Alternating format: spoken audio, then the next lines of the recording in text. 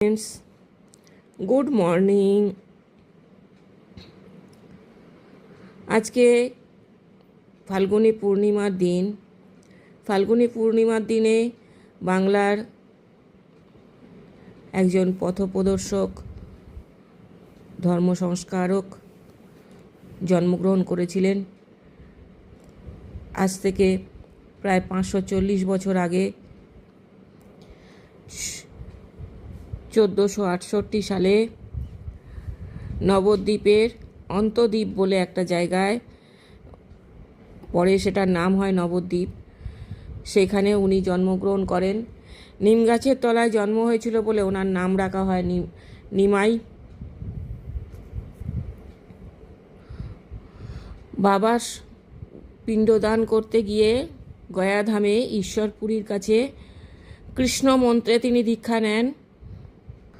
মাত্র 24 বছর বয়সে শ্রীকৃষ্ণ চৈতন্য নাম নিয়ে তিনি সংসার ত্যাগ করেন এবং ভারতবর্ষের বিভিন্ন প্রান্তে তিনি ঘুরে বেড়ান, বৃন্দাবন, দক্ষিণ ভারতের বিভিন্ন অংশ, এবং অবশেষে তিনি উড়িষ্যার পুরীধামে এসে উপস্থিত হন। এখানে তিনি হরে কৃষ্ণ নাম বিলন করেন। তিনি হরে কৃষ্ণ হরে কৃষ্ণ কৃষ্ণ কৃষ্ণ হরে হরে, হরে রাম রাম রাম হরে হরে, এই নামের প্রবর্তক তিনি। তিনি শিক্ষাষ্টকম নামে একটি শাস্ত্রের তিনি রচনা করেন। তাতে 8টি শ্লোক তিনি নিজে হাতেই লেখেন এবং ওনাকে বলা হয় রাধাকৃষ্ণের মিলিত রূপ। তিনি হলদেটে ফর্সা ছিলেন, সেই জন্য ওনার আরেকটি নাম রাখা হয় গৌরাঙ্গ। নিম গাছের তলায় জন্ম নিয়েছিলেন বলে ওনার আরেক নাম নিমাই। এবং তিনি হচ্ছেন বাংলার ভক্তি আন্দোলন, ভাব আন্দোলনের পথপ্রদর্শক তিনিই ছিলেন।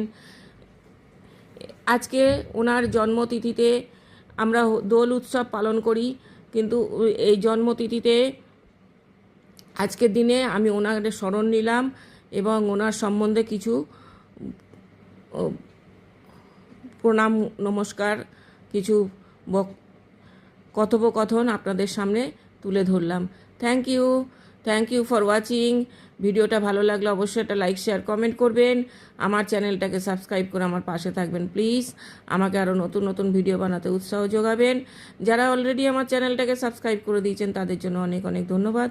যারা এখনও করেননি তাদের জন্য অনেক অনেক ধন্যবাদ এবং ভালোবাসা রইল।